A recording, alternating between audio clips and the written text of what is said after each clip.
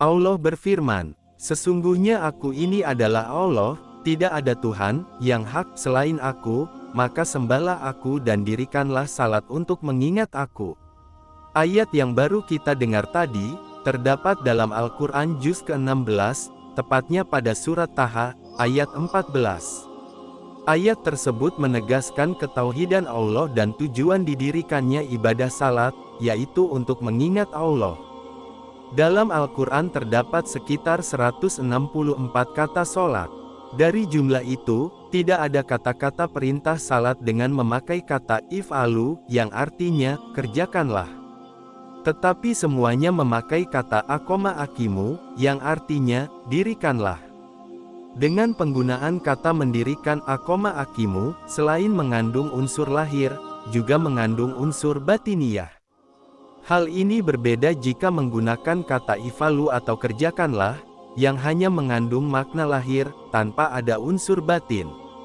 Penggunaan kata aqoma aqimu dalam perintah salat, dimaksudkan agar salat yang kita kerjakan tidak hanya sekedar gerakan fisik, namun juga harus penuh dengan kehusyukan dan kehadiran hati. Karena nilai-nilai semacam itulah yang akan memberi pengaruh positif dalam kehidupan seseorang.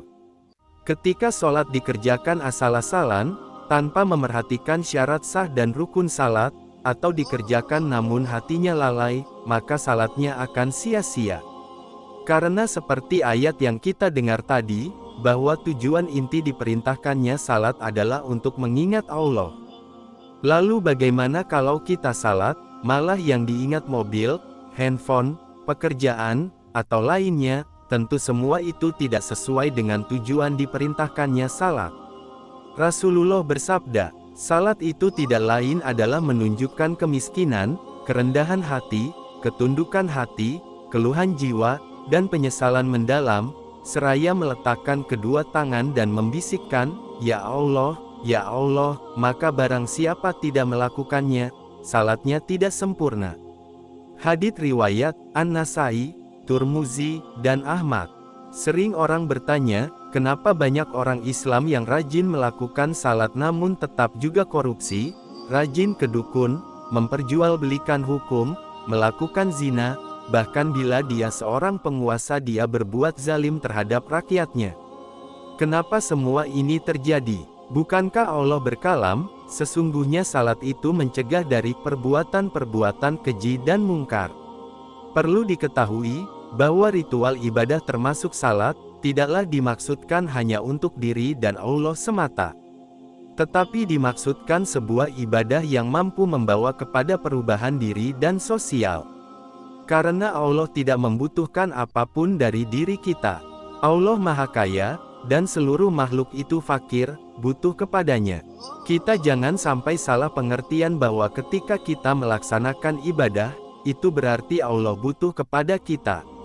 Tentu tidak. Oleh karena itu, ketika orang menjalankan salat tetapi tetap rajin melakukan berbagai kemaksiatan, maka bisa dipastikan salatnya gagal dan sia-sia. Mereka termasuk fi salatihim sahun, yaitu orang-orang yang lalai dari salatnya. Lalai dari apa yang menjadi tujuan pelaksanaan salat. Tidak menyadari kalau salatnya sia-sia, tidak diterima oleh Allah. Oleh karena itu, pemenuhan syarat dan rukun salat, ternyata tidak cukup menjadikan salat kita bermakna di sisi Allah. Salat yang memberikan makna di sisi Allah adalah salat yang dilakukan penuh kehusyukan, ketundukan, dan penghayatan. Tidak hanya sekedar gerakan fisik yang hanya membuat capek saja. Apalagi salat yang dilakukan dengan tujuan mencari pujian orang lain. Salat semacam itu adalah salat orang munafik. Maka tidak heran, jika salatnya tidak memberikan efek positif dalam kehidupannya. Rajin salat, tetapi rajin juga berbuat kemaksiatan. Sebagaimana telah kita singgung sebelumnya, kehusyukan dan kehadiran hati dalam salat akan memberikan efek positif dalam perilaku dan kepribadian seseorang. Rasulullah telah memperingatkan dalam sabdanya, barang siapa salatnya tidak mencegah dari perbuatan keji dan mungkar, niscaya akan bertambah jauh dari Allah.